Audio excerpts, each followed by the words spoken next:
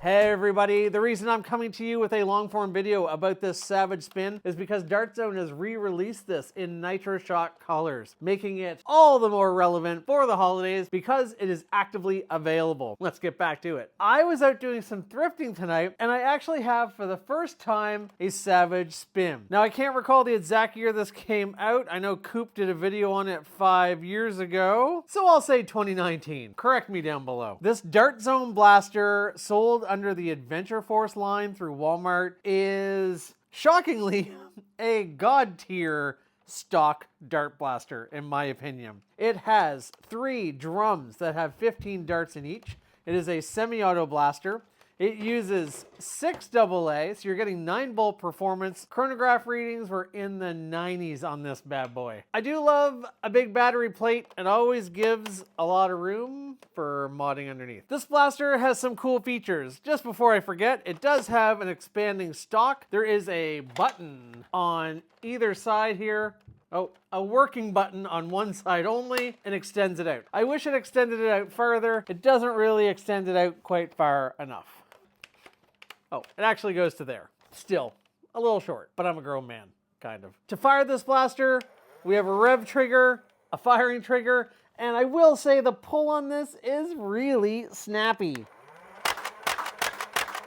Considering we are mechanically rotating this drum around, wait, is that true? Are we yeah, we're mechanically rotating the drum around, of course, because revving doesn't make it turn around. Considering that, we actually have a pretty good trigger pull, and the darts just snap out of here.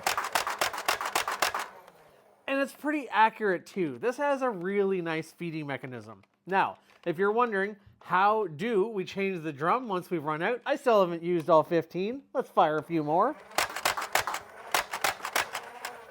Oh, now I'm out. So, instead of swapping a whole new mag and fumbling with a pouch, you can just pull back on this, push it forward, and bam, you got a whole new drum in place. I actually came back to record this because I wanted to mention, in any friction fit drum system, there is one inherent weakness, and that is too much moving things around while you're running around can make darts slide forward. Of course, I grabbed 2 that were not worn out. This is usually a problem if a dart is squished a bit more or misshapen. It can basically fall out a little bit as you rotate it or as you run around. This is usually avoided if you're using mostly new darts, but if you're scavenging, it's something to look for. When you rotate a new drum into place, or before you do, just do a little tuck and make sure all those darts are in there. This was a big problem I had with the Billinator, and a reason I didn't like it as much as some people did. Because it hits so hard, I found that just the vibration of firing it would cause my darts to loosen. That's why I like a drum system like the Tomahawk that actually has something on the front and back to retain the darts. Although the Tomahawk had its own problems. That old broken pusher. If you're wondering what this switch is up here, if I pull this out all the way, I can actually take this whole 3 drum system out. I guess you could have spares. They'd be weird to carry around. You can carry them around in a backpack, but I think this is probably going to be more of a scavenger blaster where when you have a free moment from the zombies, because this is an amazing HVZ zombie, you can be cramming some darts in your next drum. It's always interesting for me to see how many Dart Zone blasters, when I look back, have that kind of spectrum-y front end on them. This series, this blue and green series of Adventure Force blasters by Dart Zone, so many of them are really good. Like, they're almost always worth trying out. This is a Picatinny rail up here, I think? It is not a Picatinny rail. It is actually sized more as a Nerf tactical rail. I don't think the old flip attachment would work super great with this one. Although 2 of these on top of each other, I don't know. One thing that some people might find off-putting about this blaster is it is a little bit weird to figure out how to hold it. Your mechanism to change the drums is way back here.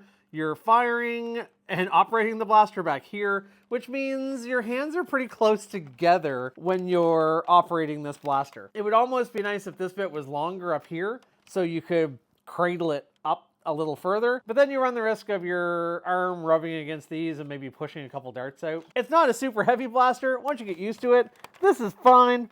You can just keep this tucked right in. I don't know that this is one that I would bother to mod. Honestly, for any backyard battles that I do that were challenging people to bring out stock blasters or stay under 100, which I feel like over and over again I keep discovering it is worth doing a few rounds of that lower FPS with your friends. It just keeps things lighter, it keeps things fun, keeps it interesting, gives people a chance to dodge, be a little bit like Neo in the Matrix. Nothing wrong with a stock blaster, although I will say I like stock 90 better than I like stock 70. I'll let you see me launch a few into the target here. The target's not that far away, but it gives you an idea. I'm aiming right for the red circle.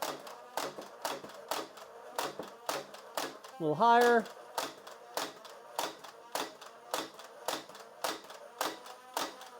Pretty consistent.